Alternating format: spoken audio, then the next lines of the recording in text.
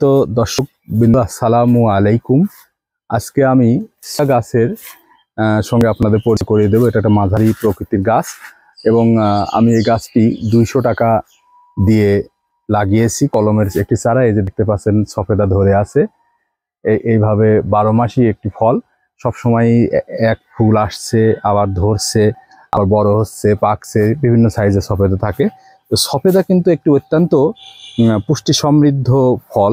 আমরা আজকে সফেদার গুণাগুণ সম্পর্কে আমার নিজ হাতে লাগানো সফেদা তলায় আপনাদের আমি জানাবো।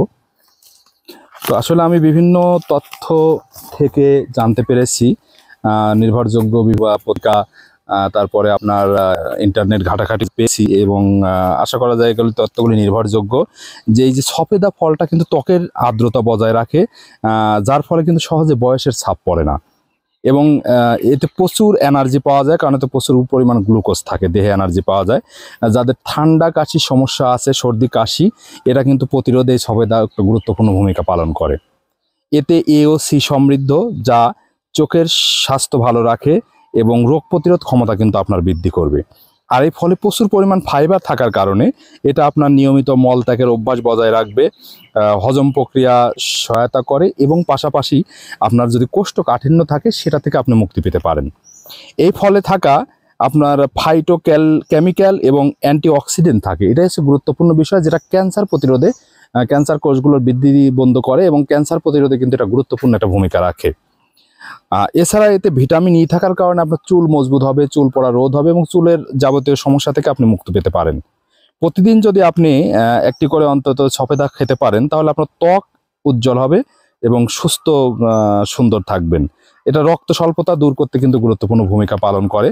আপনার মানসিক প্রশান্তির ক্ষেত্রে কিন্তু সফেদা ফলের একটা গুরুত্বপূর্ণ ভূমিকা রয়েছে এবং এটা আপনার সফেদা নিয়মিত খেলে আপনার ভালো থাকার অনুভূতিটা বৃদ্ধি করবে। এতে আছে ক্যালসিয়াম ও ফসফরাস, যা হাড়ের ঘনত্ব বৃদ্ধি করে এবং হাড় ক্ষয়রোধ দূর করবে এবং জয়েন্টের যে ব্যথাগুলো, এটা থেকে আপনি মুক্তি পেতে পারেন। এছাড়া এটা যদি আপনার এতে হচ্ছে হোমিওস্ট্যাটিক থাকার কারণে আপনার যদি কোথাও কেটে যায় বা আঘাত পান, সেটা থেকে কিন্তু এটা আপনাকে দ্রুত আরোগ্য লাভ করতে সহায়তা করবে। এতে আছে ম্যাগনেসিয়াম ও পটাশিয়াম, যা আপনার রক্ত নালী সক্রিয় রাখবে এবং রক্ত চলাচলে সহায়তা করে। গর্ভবতী মায়েদের জন্য কিন্তু এটা একটি অত্যন্ত আদর্শ ফল। এতে আছে ইলেকট্রোলাইট ও কার্বোহাইড্রেট, ভিটামিন এ, সি থাকার কারণে এটা কিন্তু বমি বমি ভাব থেকে আপনাকে মুক্তি দেবে এবং মাথা ঘোরার সমস্যা থেকে রেহাই পাবেন। তবে এর কিছু অপকারিতা বলতে তেমন নেই, তবে প্রচুর পরিমাণ যদি আপনি খালি পেটে সফেদা খান অতিরিক্ত, তাহলে আপনার বদহজম বা ডায়রিয়া হতে পারে। আর এতে প্রচুর গ্লুকোজ থাকে, এটা এই ক্ষেত্রে ডায়াবেটিক্স রোগীদের এটা একটু পরিমিত পরিমাণ খেতে হবে। তো এই হলো বিষয়।